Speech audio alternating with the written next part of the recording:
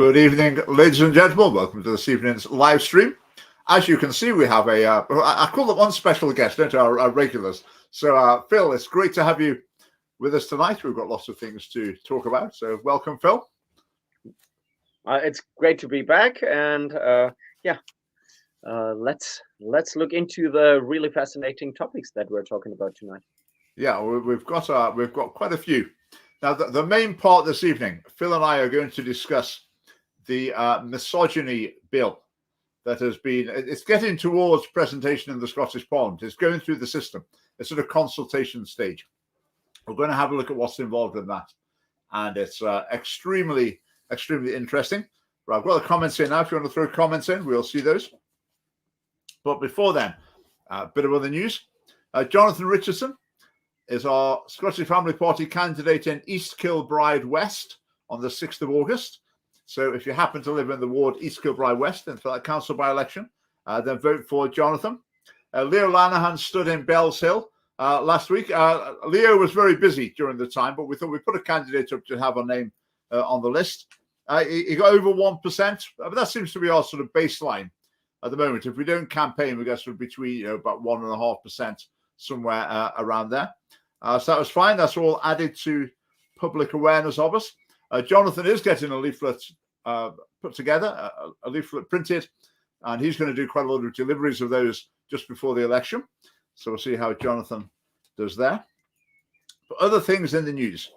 You might have seen on our social media, maybe about 3 weeks ago, I brought up the issue of an independent Scotland's constitution. And I raised the concern that if Scotland became independent now, the SNP basically would write the constitution. And that's bad news.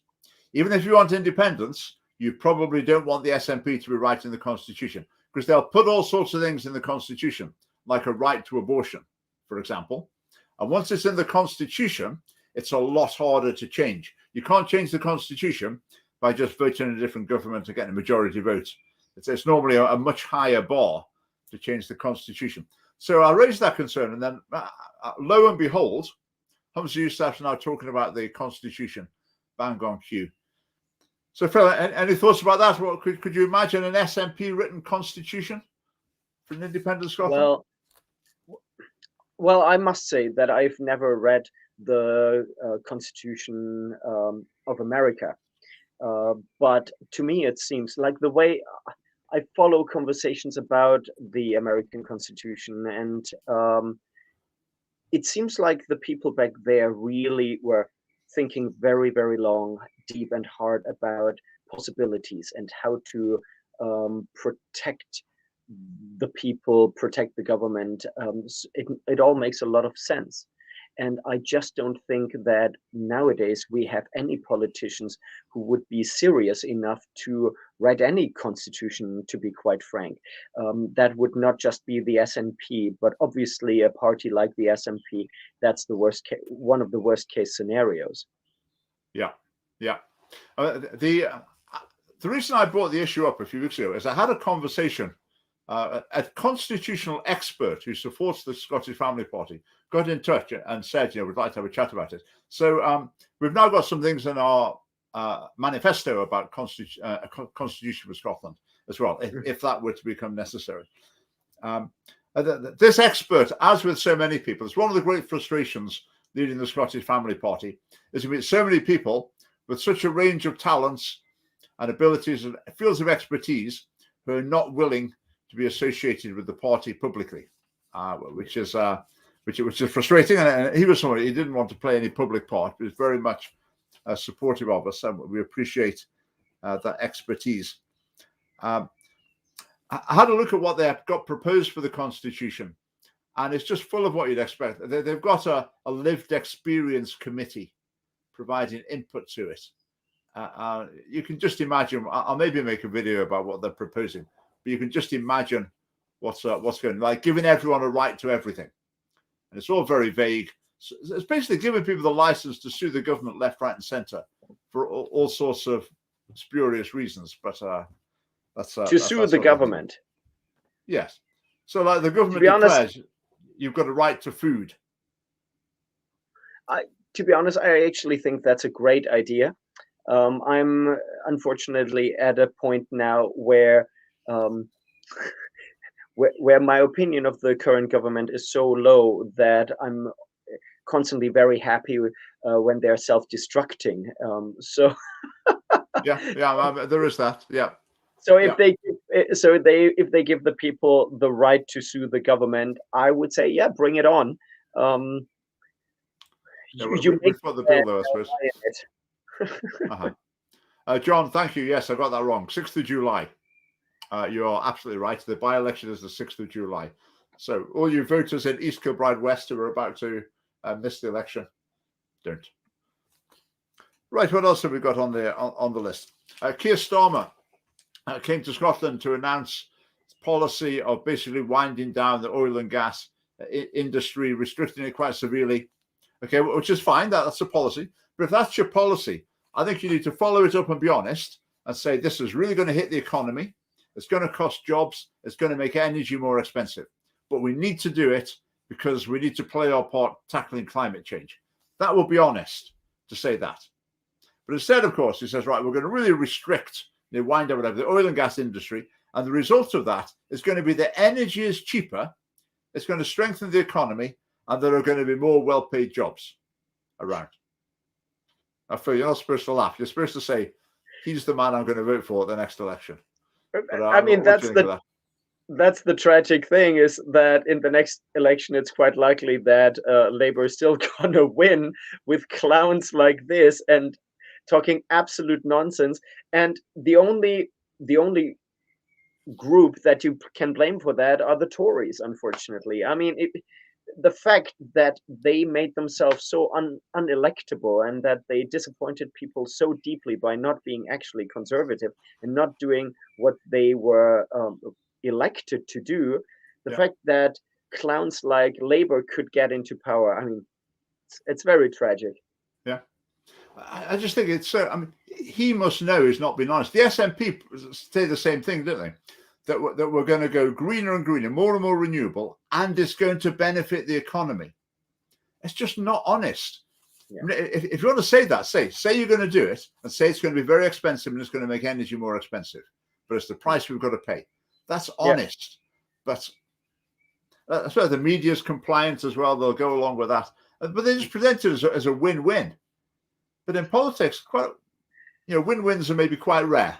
There's often a compromise to be had. So anyway, that was and I gotta say, as a German, in the 80s, late 80s, 90s, we had these massive demonstrations against nuclear power, and we got rid of all of our nuclear power. Obviously, we still used nuclear power, but from our neighboring countries. So we made ourselves incredibly dependent. Of course, also very dependent on Russia. And it's just never a good idea to make rash decisions, especially in regards to energy and food and other really important areas of the economy, rash decisions based on the pressure of some radical lobby groups like the environmental movement at the moment. And to be honest, I firmly do believe that the environment is incredibly important, and we have to look into ways to protect the environment, but not in the way that these lobby groups propose. It helps nobody. Yeah, absolutely. Right. Good question. That's Brian, is this? Well, think if there were more jobs created, that would mean it would be a less efficient process. So therefore, the energy would have to be more expensive. That would be the trade-off if it was actually producing more jobs, wouldn't it? But yeah. And I'm terribly worried that in a few years' times, or 1-2 decades, we're going to look back at things like the wind turbines and just acknowledge that they were actually a disaster for the environment. I'm not saying they are, because I don't know enough about it, but I'm quite worried that that we are being duped, unfortunately. Some of you have probably heard me say this before. When I was at school, when would this be? This would be like that in mid-1980s. They introduced a subject called environmental science. and I had to do it for a year.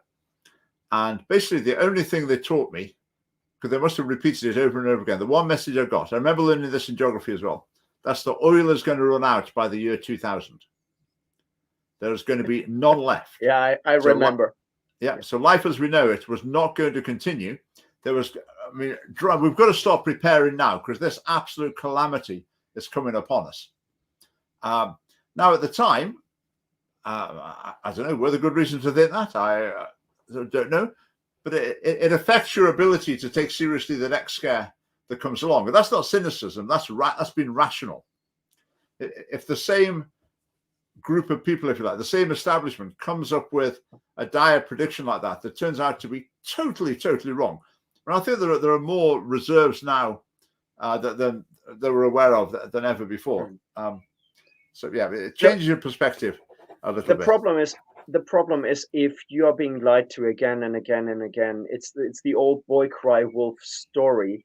At one point, people become so numb that they're not willing to do anything. And as I said, I think we should care about the environment, but because these radical groups keep lying to us, I think people in the future will be less and less willing to actually do something. Yeah. Right. You probably, those viewers, you probably saw this report of a school in England where a pupil recorded a teacher really telling off a girl because she said that she didn't think people should be able to identify as cats, or if people identify as cats, they're not really cats. And the teacher treated it like a disciplinary offense. You need to go to a different school. I'm going to report this further up the chain. You're in trouble for saying that. And the point I wanted to make is the point I often make with these things. With issues like that, there'll always be a conservative representative somewhere or other saying, oh, yes, we don't want that. We'll have to do something about that. Yes, we'll have a review. We'll have a committee. Yes, we'll need to sort that out. Whereas they've been in charge, and the transgender thing dominates education, and it all happened under the Conservatives. And they've done nothing with any determination or nothing effective to stop it. But there's always just someone with a Conservative badge on saying, oh, yes, we'll try and sort that out. And I think it's really sad that so many people get duped by it. And they actually think the Conservative Party is the answer to some of these issues that have grown up under their very noses with their consent, effectively. Yeah.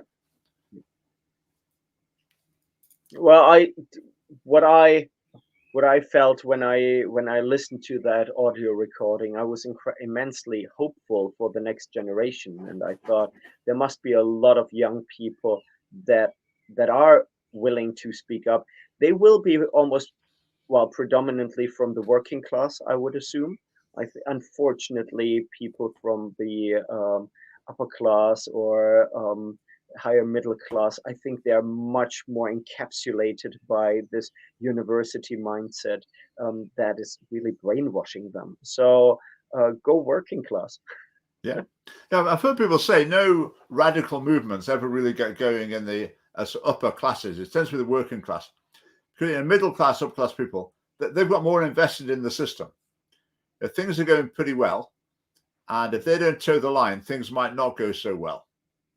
So they're the doctors and the various other people who think, oh no, I'd rather not be associated with the family party. We're right behind you, but oh no, I don't want my name.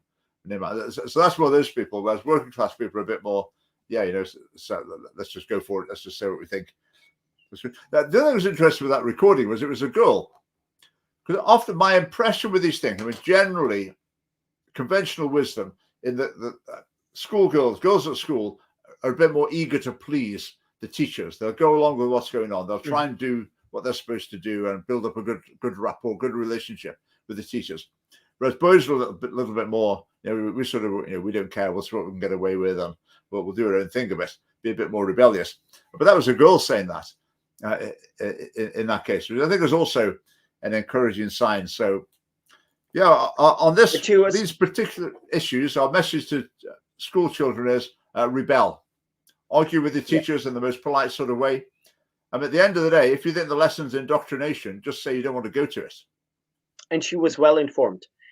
Yes. It's very clear that she was watching some social media, be it on TikTok or on YouTube, that was gender critical. So she said the right things. She, as you said, she was polite, she was well informed, and she highlighted the nonsense of this in a down to earth but well informed way. So really well done. There was reports of pupils identifying as cats in a high school in the northeast of Scotland. I can't remember the name of the school. The school denied it. It got to the point where newspapers reported the rumours, but the headline of the report was "School denies it." Was there smoke without fire? To be honest, I suspect not. I think it's likely that somewhere in Scotland that this will have happened. But yeah, what a state we're in. Right, next thing, tomorrow, I'm going over to Glasgow, and I'm going to visit the Glasgow Eugenics Centre. Strangely, they don't call themselves that. I think maybe their PR advisors didn't recommend it, but that's what they are. It's the Glasgow Eugenics Centre. It's a place where you can go along to choose sperm and eggs from a catalogue according to your personal requirements, freckles or not. Do you want to, etc. I mean, I've made a video about it. I'm just going to film the introduction on location in Glasgow. So look out for that video when it comes out. Do you remember? Donors, sorry, go on. Yeah. Do you remember talking to Katie Faust? Yes. Yeah. Yeah. So there were certain things that I never really thought about as problematic, like for example IVF. And listening to Katie Faust, she made such strong arguments, such strong common sense and scientific arguments that it really blew me away. I already wasn't on board with the whole choose your baby thing, but I think if people would really think about it, same with surrogacy, if people would really think about it, what it means, I think the vast majority of people would actually be against it. Yeah, it's one of those arguments where the majority of the population have never heard the other side of the case. And if they were to hear it, then there's a fair chance that they would be won over by it. All right, Mary's asking, the assisted conception unit, it's called that in Edinburgh, I think. In Glasgow, I think it's called the Glasgow Royal Fertility Clinic. I think it might be private, but the NHS uses it. NHS funds some patients there, and it's within the NHS hospital. So, yeah, we're going to just go along on location and film the opening of the video. You should see the catalogue of sperm donors. You just, I mean, a certain controversial historical figure would be delighted to see it, to see all this sort of white skin and blonde hair as you go through. It really is fascinating. So keep an eye open for that video. It's a very important one coming soon. Maybe a way to discredit them would actually be highlighting the lack of diversity. And then after we force them to be absolutely diverse, then we should attack them again because the women don't choose the sperm from Arabic or black background. We can't have that bigotry in our country, so we rather close the clinic. I mean, already it's only good quality stuff you get. None of those like disabled people or short-sighted people or people with big noses or anything. We don't want any of that rubbish getting through. They're screwing out all of that sort of thing. It's only the top quality that gets through. So keep an eye open. Keep an eye open for that. Right, Kate. We should get Katie Faust back sometime. She's been on the live stream twice, I think. But we could see if she'll come back sometime soon. Right, one last thing to mention before we move into the main topic. And that is Andrew Tate has been in the news again. He's been charged with people trafficking and sexual assault, rape as well. Now, whether or not he's innocent or guilty of those charges, we don't know yet. But I say, from my point of view, it's like it sort of doesn't matter. It's a bit like with Nicola Sturgeon. I mean, if Nicola Sturgeon gets prosecuted by the police or not, it doesn't really matter. I mean, she knew that the SNP was lying about its membership, and she went along with that. So she's a liar. So whether the police find she's a liar as well, I mean, it doesn't matter. I mean, the case is already closed as far as I'm concerned on her. The same with Andrew Tate. For those of you who don't know him, he's a social media figure. He's the sort of arch nemesis of feminists because he says sort of really encouraging a lot of young men in particular to be very sort of macho, masculine, gives all sorts of outrageous advice. His attitude towards women is genuinely dubious. I think he does see them as sort of serial sex objects. But on the other hand, he has a very gentlemanly attitude to them in other ways as well. Sees it as his role to protect them. But he's always spoken, as long as I've been aware of him, and I've watched a little bit, he's always spoken about his businesses and the fact that some of them he can't tell you what they are, from which you infer that they must be illegal, basically. So he's been more or less open that he's been running illegal businesses for years. But I think the progressive feminist movement, they love him because they can present him as the sort of person they're arguing with. And so some people think, and I've had someone actually suggest to me that I'm like, sort of on the same wavelength as Andrew Tate, which I just find utterly, utterly bizarre. But are you aware of him? Have you seen much of him? Well, so I'm aware of him just like I'm aware of Nietzsche, for example. I know of him. I read some little bits, and I read a book of Nietzsche, and that's it. But I wouldn't say I know him enough to actually really have an informed opinion. With Andrew Tate, I have heard a lot of real common sense commentary, and but I don't like the way he says certain things. But I mean, I have the same problem with Trump. I do like Trump overall, but I don't like how he says certain things, and he's grandiose at times and even lies. I'm not a fan of that. I still support him. With Andrew Tate, he was accused of many things, and it turns out already that a lot of the things that he was accused of was made up. And the fact that he was imprisoned for this prolonged time without actually being accused, I think that's absolutely outrageous. And I would compare it with Harvey Weinstein. Now, I think Harvey Weinstein probably is not a good guy. He is a sleazebag, and did he take advantage of his position? Probably, but I think the women also took advantage of his position. And I looked into the Harvey Weinstein case back at the time when it was in the media, and he should never have been found guilty. Maybe he's guilty of rape of some other women, but the two women that accused him, these two cases, there was absolutely no evidence that he was guilty. But he ended up in prison practically for life. And I do not want a justice system that is not built on evidence. Even if we instinctively know that a person is guilty, unless there's proof and evidence, I don't want them to see behind bars. And do I like Andrew Tate? No. Do I want him to be persecuted by feminist courts? No. I hope that makes my position clear. Yeah. I mean, hopefully there's a fair trial, and if he's done these things, then he'll be found guilty, and if he hasn't, then he won't be. Absolutely. Yeah. It's difficult with public figures, though, isn't it? When it comes down to a jury trial, people have been saying this about Donald Trump, haven't they? Donald Trump appearing before a jury in New York. So if you pick your 12 random people in New York, the odds are very high that you're going to get a jury that's hostile to him. Absolutely.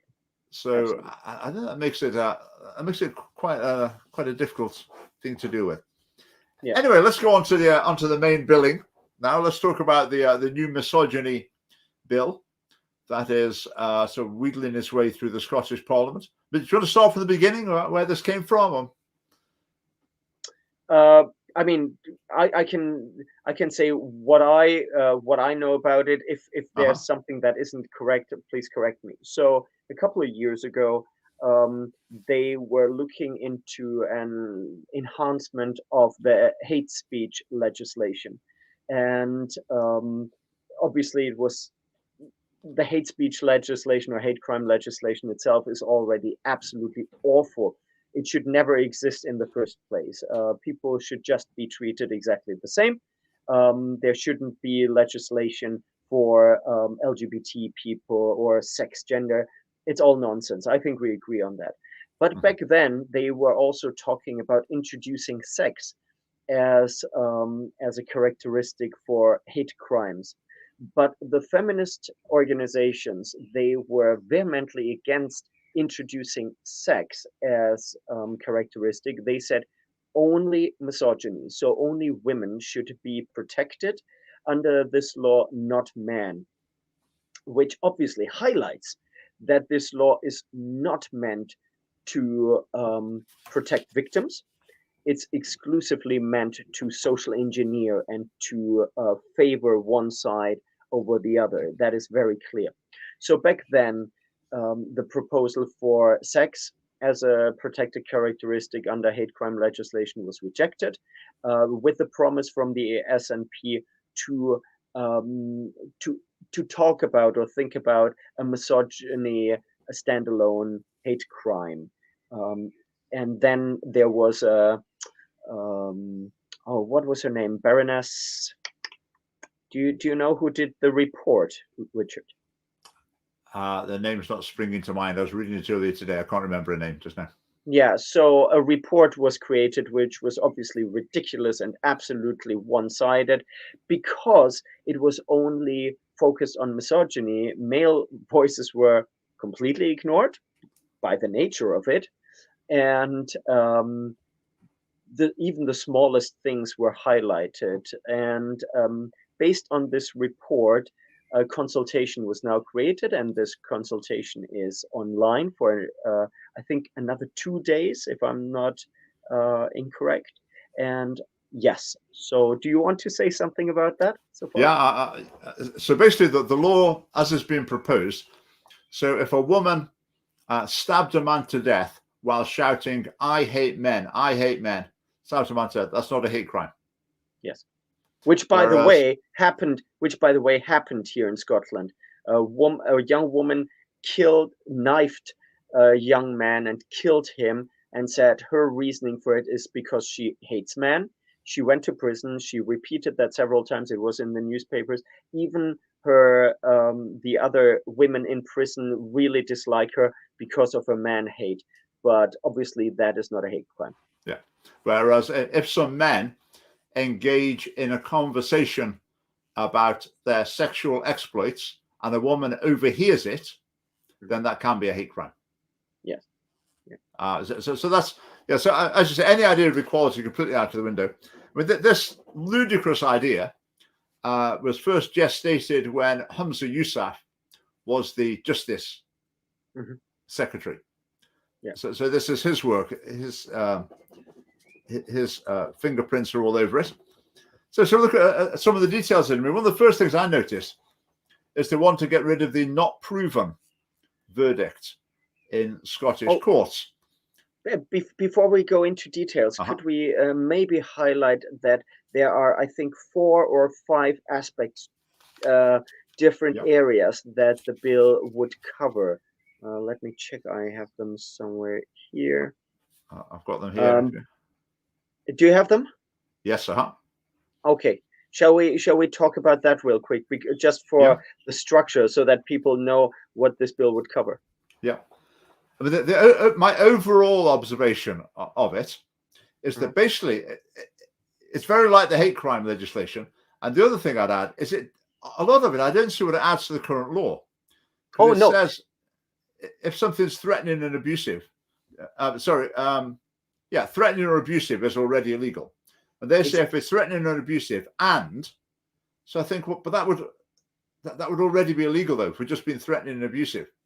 Right, but the sections are public misogynistic harassment, This doesn't need to be directed at anyone.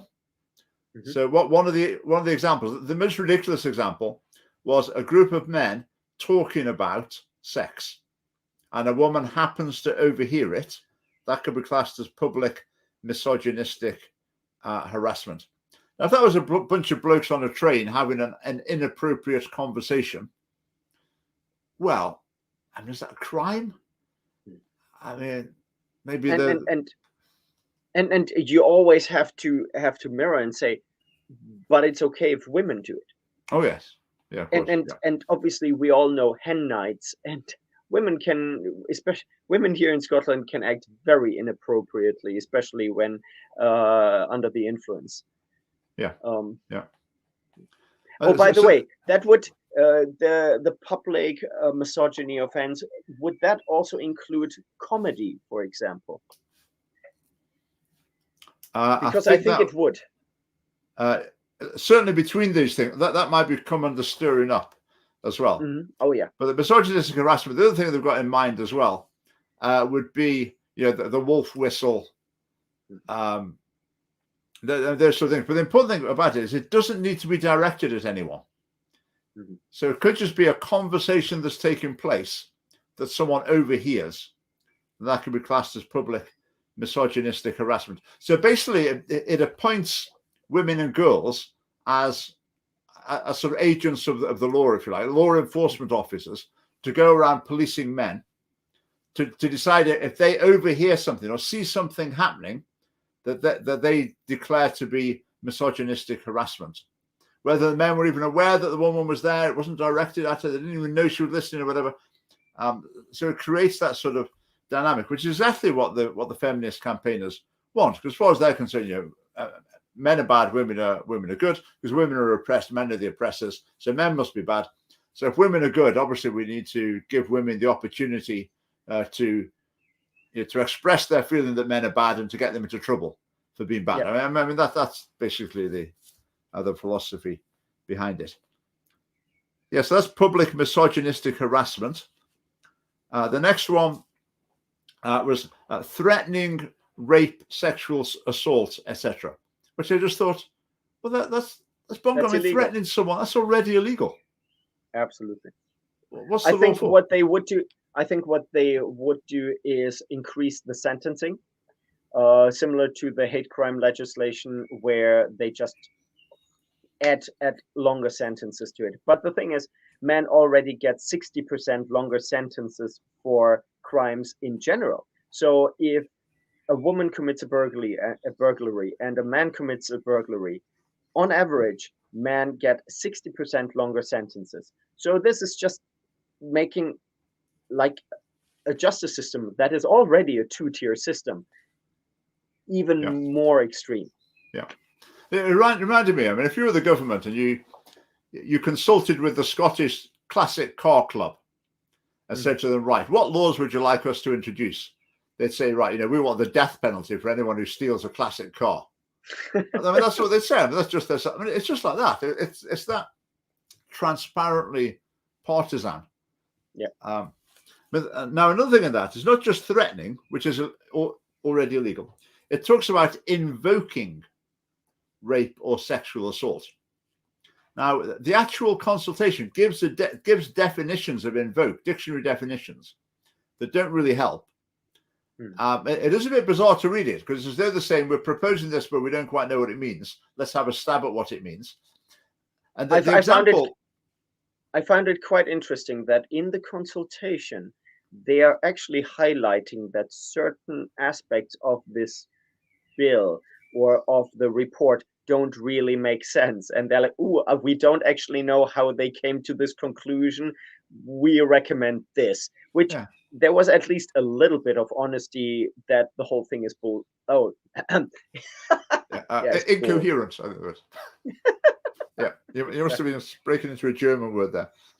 But an example of invoking rape would be saying to someone, somebody should rape you. Now, I think that's obviously a terrible thing to say. Yeah. But does threatening not already cover, or is that either a threat or incitement? If that can be seen as a threat or incitement or abusive, you know what? then it's already illegal. I think that this was probably introduced, and especially introduced in such a vague way, because Carl Benjamin, formerly known as Sargon of Akkad, once tweeted to Jess Phillips, and that was a response to a longer fight between them. He tweeted, "I wouldn't even rape you," and it was actually very smart because he wanted to highlight that obviously that was not a threat, but she, from this point on, she claimed that he sent her a rape threat, but it was a non-rape threat. He threatened her not to rape her. Uh-huh. Yeah. And it actually, this tweet did exactly what he thought it would, but to a much stronger extent. I mean, Jess Phillips really capitalized on that one tweet. Yeah, I think what he said there was really out of order. But I agree. Yeah, if someone says something though, makes a comment about someone being raped, and it could be interpreted as a threat. Mm-hmm. So if it says someone should rape you, now a woman might think, right, he could be meaning that you could justifiably take that as a threat potentially. You could possibly in some circumstances take it as incitement, that's encouraging other people to do that. Yeah. Or you could possibly take it as abusive, and causing fear or alarm or whatever could be abusive. So, but those things are already illegal. So, again, it's another case where I'm not so much worried that people are going to get prosecuted for saying things that actually they shouldn't have been prosecuted for. I would think more that this law isn't going to extend the boundaries of people who will get prosecuted already. If it does expand them significantly, then I'll start to worry. I mean, let's be fair. The documentation does say that this is not intended to restrict criticisms of feminism or discussion of issues, etc. But sorry, but I have to say, I think it clearly is. I think that is the absolute intent of this bill, is to actually suppress any criticism of women or feminism. I think that's the intent of the bill. I mean, these things work in the ether, don't they?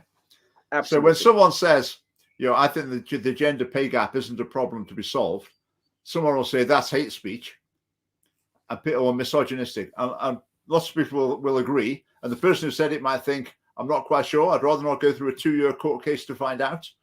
Yeah. So you see it on YouTube. YouTube obviously has certain guidelines, what you can and cannot say, for example, about vaccinations that are incredibly safe and effective. So content creators, to not be banned from a platform, they just play it safe. And because you never exactly know where the line is, you try to stay away from the line. So even if the line is fine, people don't go to the line because they're afraid to touch it. So it definitely has a cooling effect, and we can't afford that. And how will it be taught in schools? You'll get feminist teachers teaching their classes, right? You need to watch out, boys, because there's such a thing as misogyny, and this is what's illegal. And then the presentation might not quite be an accurate reflection of the letter of the law. Yeah. Right. Moving on to number 3, misogynistic aggravation. Well, that's just like the other hate crime, is it? So if you commit a crime, but they decide that part of the motivation for it was because it was a woman or girl, then that makes it a more serious crime, which I disagree with completely, but that just parallels the existing hate crime legislation there. And the last one, possibly the worst one, stirring up misogynistic hatred. Now that's the one that was really concerning in the hate crime legislation, the hate speech part of it, and there's a parallel part here. Stirring up misogynistic hatred. Again, it doesn't need to be directed to anyone. It could just be something you say on your YouTube channel, or something you say to your friend and someone overhears. It could be anywhere. Again, would I trust the Scottish government's interpretation of what misogynistic comment is? Absolutely not. Absolutely not. So I would be worried about that section. Again, not so much about people being prosecuted, but more about the chilling effect Yeah. they would have on debate. Now, see, I'm even worried about the persecution because let's look at, for example, at the conversion therapy bill that they're trying to push through. Yeah, you would probably also say, come on, they will not persecute people just for talking about their real life experience, people like myself, for example. But of course, we have seen the case in Malta of the young man who Matthew, exactly. That is exactly that case. That is the same situation that I am in. He just talked about his life experience. He didn't really promote it or anything, and he ended up in court. Now, I don't know where they are with the court case, and I don't think that he will, in the end, face any punishment. But he has to go to court. Isn't that itself already the punishment? Now, in the future, will he still talk about his life experience? Probably not. Oh, well, I think he will, but there'll be another few dozen who won't. That's like my case for the General Teaching Council of Scotland. They're not going to shut me up, but it will shut up a lot of other teachers who will think I don't want to go there. And that's the thing as well. I mean, it's like I was saying at the beginning. So many people who say, "Oh, yeah, you'd be a great candidate for the Scottish Family Party. What do you think?" I'd love to. Right behind you. I'd really love to, but I'm worried about my job, my course, my charity, my wife's job. It's understandable. The influence is everywhere.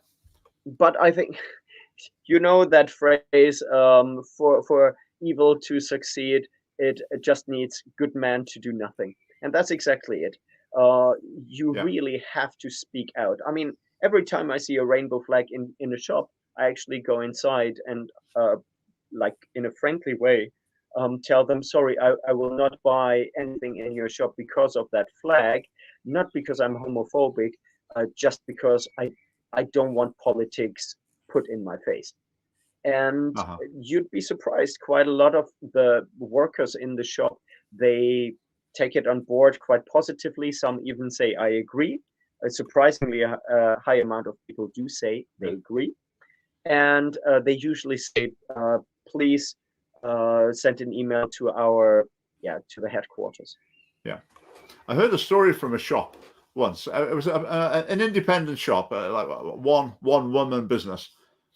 And one year, the people from the local Pride event came along with a rainbow flag or two, or a poster or something, and said, right, can you put this in your shop window? And the lady said, no, thanks. I've just done a new display and it's all set up now. So I'd rather not. She actually meant, no, I don't agree with it. But she sort of made an excuse. Then the next year they came in and said, right, you said last year you were just doing a new display. So we're sure you'll want one this year, weren't you? So quite on the front foot. I wouldn't say aggressive, but putting a bit of pressure on. It wasn't just there. Would you like one? It's up to you. Real expectation. So when you walk along the street and see the shops be decked with rainbow flags, I think it would be wrong to assume that all the owners of the shops said, "Oh yes, please, that's exactly what I want to do." But the thing is, you as a customer have to communicate with them, saying, "Look, it really bothers me." Because if nobody actually tells them, then they're going to say, well, we're going to appease the radicals on the left because the people on the right, they don't complain or they don't say anything. So you really have to say something. Yeah. Right. Returning to the misogyny thing, a couple more things. At the end, there's an equality impact assessment. This is a standard part of a bill in the Scottish Parliament. If you propose a bill, you have to consider its impact on different protected characteristics. I mean, when you do an equality impact assessment on this bill, it is blatantly obvious, hit you between the eyes, that this bill discriminates in favor of women and against men. I mean, that's the whole purpose of it, from beginning to end. Their equality impact assessment, not a mention. Not a mention. Now this is where you come to the Conservatives. Will there be a Conservative MSP who will say, excuse me, I think maybe this is just a tiny little bit unbalanced. No, there'll be nothing. They're feeble. But it's not supposed to. I think a lot of them, they don't even see it.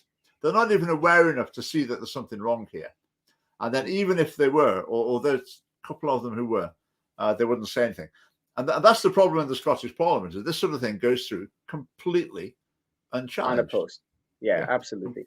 Now, in regards to the consultation, so I would really urge everybody who's watching it to go to the consultation. So the name, so if you just Google misogyny law consultation, and please fill it out. Now, I think that they made it intentionally impossible to fill this consultation out. It has, I think, 40 odd questions. And some of the questions are so difficult, almost impossible to answer. I think it was the second question. I read it about 10 times. I still didn't fully understand what they wanted me to say, actually. And there are some questions that are asked in a way that if you click yes or no, in both cases, you kind of support the bill. So I cannot expect any of you guys watching to fill out the whole consultation. So don't worry. But I would urge you, go to the consultation and just write in the first question, write your answer. This proposal is completely against the Equalities Act. It clearly discriminates against men. It creates a two-tier system of justice between men and women. You can write, it will further, actually, it will increase misogyny, not reduce it, because it will actually give people like Andrew Tate a justification and saying, look, men are very clearly discriminated against. So these are things that you can write down in your own words. And at the end, you just have to write some details about your personhood. So I would urge you all to fill it out tonight or tomorrow morning. Yeah. Anything you have to ask, Richard? A few more things. Well, another really important point, I think. Reading through this proposed bill, a lot of it is copy and pasted from the hate crime legislation that was passed 2 years ago. Copy and paste. The hate crime legislation, they passed it in the Parliament, and then the police basically said, we don't know what to do with it. We can't make these judgments, so we're not enforcing it. Yeah. And that is still the situation. About 2 years later, Police Scotland are saying, we don't understand what it means. We don't know how to make these judgments, so we're not, the law may as well not exist, because Police Scotland can't understand how to use it. I mean, that's like the definition of dysfunctional government, isn't it? So they're in that state with the original hate crime legislation, and now they're coming out with Mark II, which is the same sort of principles, exactly the same sort of problems. I mean, it's just bizarre that you make a total hash of one thing, and then they just try and do exactly the same again. Well, I don't find it bizarre at all, because remember a couple of weeks ago we talked about the proposal to make rape trials without juries, and all the lawyer associations were boycotting it or said, look, you can't do that, which I was absolutely surprised that the lawyers have so much common sense. I thought they were all already indoctrinated and infiltrated, but apparently they're not yet. But in an article, one of the leading lawyers in one of these associations, he said, well, it doesn't surprise us from the Scottish government. They are just reactive. They do stuff that isn't enforceable, that makes absolutely no sense. And I don't think that any of these bills are meant to make sense or that they are meant to be enforced. I think this is all about cultural change. They want to shift the narrative. They want to re-educate society. So it's, if the police do their job, or if the police can enforce it or not, doesn't really matter. It is simply about pandering towards towards the feminist lobby groups, and also certain people will abide by it. The media, for example. And if you can make sure that the media only positively writes about feminism and women, that's how you create an even more extreme cultural shift, as we already have seen. Yeah. But at the moment, people in our culture, it's okay to make the most mocking and derogatory comments about men. In fact, it's routine for that to happen. And you do jokes know about women. Sorry? You do know that Nicola Sturgeon said in an interview, when it was in regards to COVID and not touching people, oh, she's looking forward to never shake another hand again, especially the hand of a man. Yes. So that's what Nicola Sturgeon said. And then a Welsh Green MP in the UK government, she said, "Oh, maybe there should be a curfew for men after 6 o'clock." Yeah, I mean, Nicola Sturgeon would routinely say, such and such a world leader, they're bad. This wouldn't have happened if a woman was in charge. Absolutely, yes. And just in general, like comedy shows, it's routine, for the bloke to be a bit thick and for the woman to come along and save the day and be the expert or whatever. So that's already quite normal, including in children's programs. Yeah, I think that really is a problem, because a generation of young boys have been brought up to believe that that the girls are the master race, and boys are just a bit thick and incompetent and need to rely on the girls. Well, the light at the end of the tunnel is that if you treat boys badly all the time, they're far less likely to be indoctrinated by you. So you're actually pushing men away. Obviously, they're pushing them towards Andrew Tate.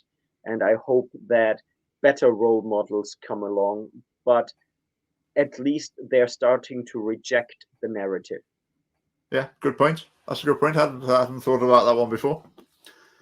Going back to the trials, juryless trials, another proposal in this bill is that the not proven verdict should be abolished. I mean, just to clarify, I'm sure you will know, but in England, you can be guilty or not guilty. In Scotland, you can be guilty, not guilty, or not proven. And I'm no expert in this. I've heard people say that not proven and not guilty, they really mean the same thing. But there's obviously some difference in nuance and connotation. So I think with not guilty is taken more to mean we don't think you did it. Not proven, it doesn't mean we think you did it, but we couldn't prove it. It means, okay, there wasn't enough evidence. We don't know. So I think they wanted abolishing because they think in rape trials that juries are given this middle option of choosing not proven. And they believe that if there wasn't the not proven option, then more juries would go, oh, okay, yeah, let's just say he did it then. Let's say it's proved. I think they're shooting themselves. I think they're shooting themselves in the foot, and I think they're doing a huge disservice to rape victims, because in rape cases, in almost all instances, there is no evidence or not enough evidence. So if there is a real rape victim, and I'd rather, if that was me, I'd rather have a verdict not proven than not guilty. Because if the perpetrator at the end walks away with a not guilty verdict and he really did it, I mean, how painful must that be? Yeah, again, it's interesting perspective. Carol there saying, Carol's saying the verdict benefits no one. I suppose in a sense it can benefit the victim. I think in terms of the alleged perpetrator, then that could be frustrating being left in that situation. So that's a wider issue. But that's brought up in these documents as well. But the other thing overall, I actually think this getting rid of not proven will hurt real victims. So not people that claim to have been raped, but real victims that don't get a guilty verdict, which is most of them. So I think it will hurt them. But for those who have been falsely accused, I'm happy that they are more likely to get a not guilty verdict rather than a not proven verdict. Because if you were falsely, sorry. I was just saying, the Scottish legal establishment seems quite attached to the not proven verdict. Again, there'd be quite strong objections. I'm not an expert in the arguments of it, but that's something in there. Yeah, just to the preamble to this bill as well. Well, bill consultation. It says things like the system's been designed by men for men. In other words, the fact that the legal system has predominantly been developed by men means that it obviously can't work for women. I mean, this sort of thinking is just banal, isn't it? It's nonsense. I mean, do we even need to talk about that? It's so ridiculous. Well, it's just pure sexism. Yeah. I mean, a justice system works or it doesn't work. It produces justice or it doesn't. It's not if it produces male justice, then that doesn't work, because female justice is a different thing. I mean, the other significant thing as well, I said about abuse is already illegal. The normal definition of abuse, as far as I'm aware, legal definition, is behavior that's likely to cause fear or alarm in someone, which makes sense to me, fear or alarm. But they add 3 more things as well to it. So it's fear or alarm or humiliation. I think that's too broad. You can humiliate someone as part of a joke, can't you? You can do things that are a bit humiliating. Yes, humiliation and embarrassment. They're synonyms to some degree. So humiliation, that seems too broad to me. Okay, there might be some forms of humiliation that are so extreme you'd say, yes, that's a crime. But there's other forms. Degrading. Again, degrading, that's a very, very broad term. And we have to see, like, every religion is per definition sexist according to these standards.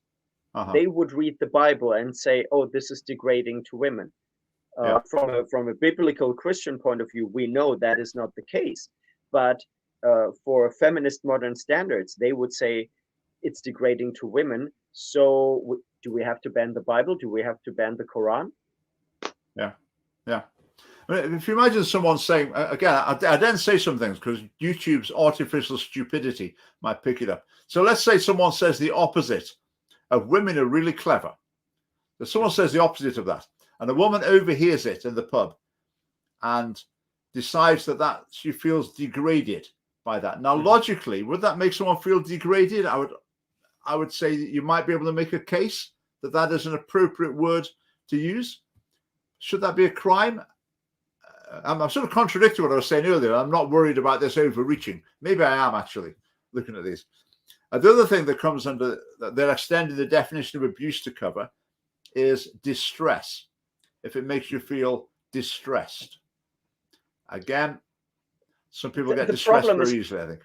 The problem is we have a major mental health, a self-created mental health crisis, with people being on edge all the time, being offended by absolutely everything.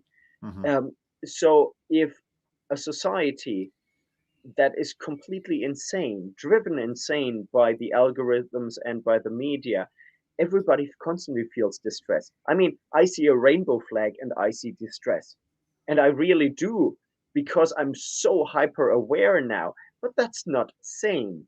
That is an overreaction on my part. Now, if a woman feels the same way because something that is absolutely fine, like just questioning gender roles or something like that, and a woman is distressed by it and says that is a crime, in regards to modern standards, it would be. Yeah. Right, that's a good point. You can humiliate someone by destroying their false arguments, proving them wrong with facts. Yeah. Wow. Yeah, I mean, humiliation is a risk you take in life, isn't it? Things can happen that humiliate you. And if someone doesn't, So I think there is an overreach danger. But again, this is going to go to Police Scotland. What are they going to say? Are they going to say, "All right, okay, yes, we're going to train our officers tomorrow, and we're going to train them what humiliating, degrading, and distressing means, and we're going to send them out on the beat, and they're going to get arresting these men. It's not going to happen. So the police won't be able to. Yeah. Now, I'm going to say something slightly controversial here, and I'm not saying that I'm really in favor of it because I really don't trust the governments anymore. But I mean, these laws really are moral laws. These are Victorian era moral laws. And if they were evenly applied towards everybody, towards gay people and trans people and men and women, then maybe it would even make sense. Because as a society, as a post-sexual revolution society, I mean, we're not in a good place. And bringing back some civility and some moral standards in public discourse, maybe that would be a good thing if evenly applied. But since they are not evenly applied, it will just help breaking society apart even further. Yeah. What's your thought on that? Yeah, I agree. It's the power struggle mentality, isn't it? It's the attitude of a lot of feminists that we're in a battle with men. We're in a power struggle. That there's a cake of a certain size. We want to get a bigger slice of it.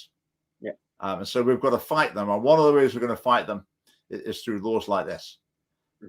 And the Scottish government, I mean, most of them believe it. I mean, half of them believe it. Half of them don't care and keep their head down. But they all believe that this is the way you appeal to women voters. I just think, I mean, most of the women I know, it's not going to appeal to them at all. But they always assume, again, coming back, the Conservatives included, they assume that this is the sort of thing that appeals to female voters. I would disagree. I would disagree. So I think the SNP and Greens, they are obviously ideologues. They really believe in it. So that's why they want to push it, not because they care about women, but because they are, well, radical feminists.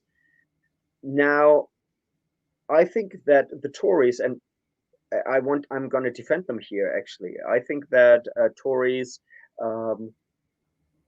it's not that they think they lose women's votes if they stand against it. The problem is they will be demonized by the media because the media will not write Tories oppose a biased bill that discriminates against men.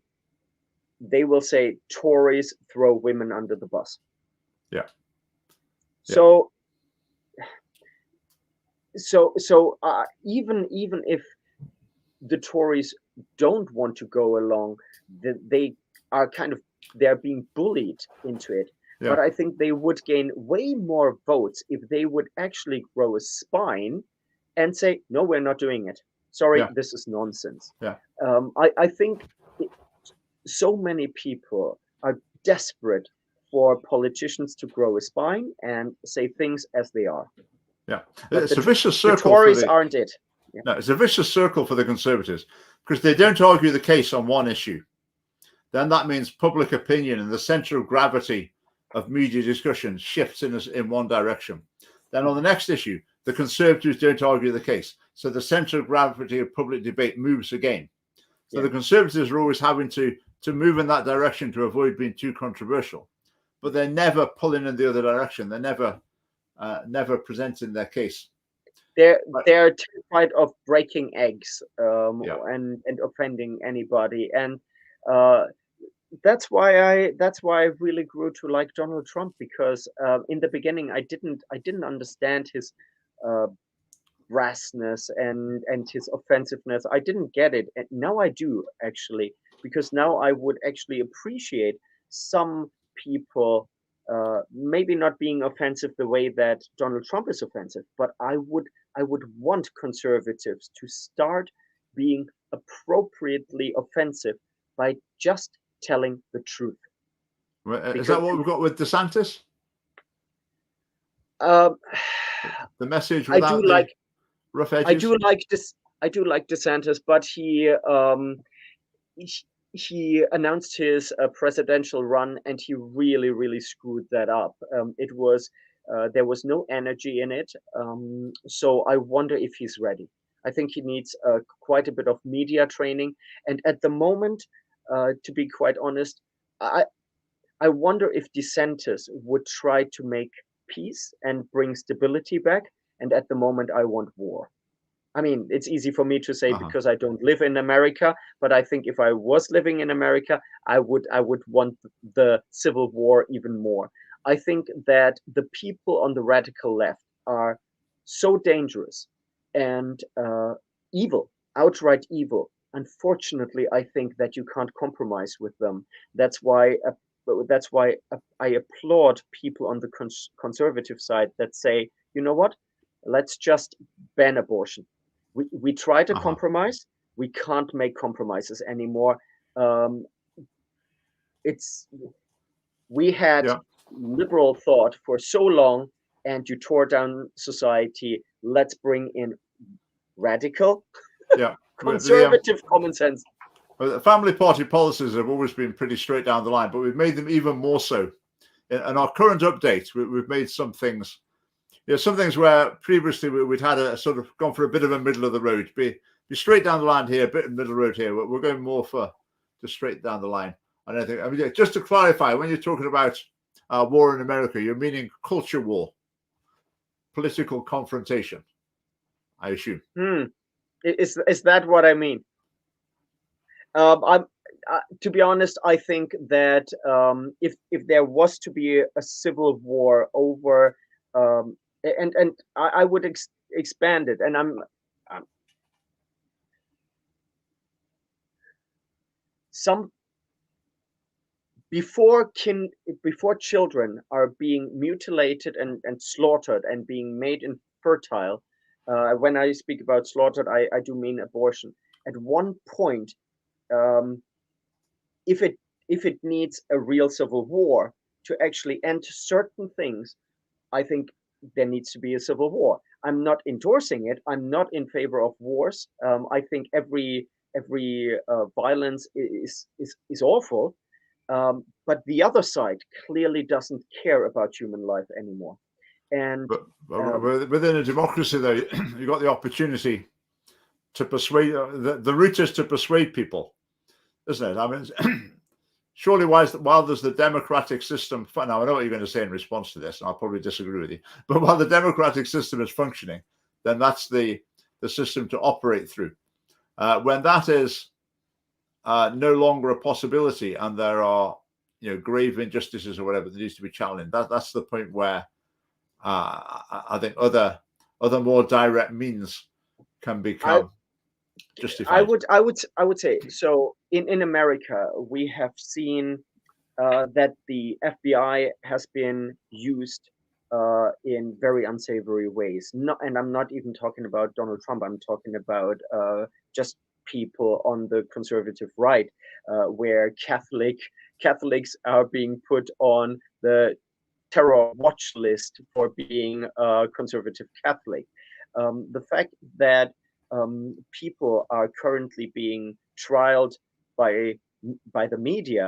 I look at cases like George Floyd, um, uh, the police officer Chauvin. He definitely did not get a fair trial. If things like that happen again and again, and these are not just isolated cases anymore, but just the norm. At one point, you have to ask yourself, when does democracy break? And Yeah, we're I not. think I that's hope. Yeah, that's yeah. a valid question. I would say in America, it's nowhere near that point. That's not to say it I wouldn't get agree. there. So, I hope. I really hope. I really hope that we're not there. I think certain things will be decided next year in the election. And I don't want there to be an armed conflict. So whatever happens, I really hope. I would definitely prefer a separation. That that the completely blue and completely red states say, you know what, we just can't talk to each other anymore because you want abortion till the day of birth. We want to ban abortion. We don't have common ground anymore. I was talking to a Texan the other day, and he was heading down in that direction. He says the distinction between the states now is so stark that it is like people wanted to live in two different countries. Yeah. Anyway, we So must we'll finish. Right, Yes. that was extremely interesting, and we've covered a lot of ground there. Thanks for watching, everyone. Thanks for your comments. Thanks to those who are watching later on. We'll be back next week for the last live stream, and I think we might have our deputy leader on who's going to talk about AI. We're going to have a bit of a chat to ChatGPT and some of the other AI systems to see what they've got to say about certain issues, and we're also going to talk about the way this might influence, for example, social media, just online censorship in the future. Because at the moment, YouTube's artificial stupidity system just spots a few keywords and bans you. But it's going to get much more sophisticated than that. They really will be able to tell exactly what you're saying with what nuance, and then decide how many people ought to be able to listen to what you've got to say. I think that's what we're going to be talking about next week with Phil Holden. Thanks very much, Phil. Thanks everyone for watching, and we'll see you next week. Good night. See you.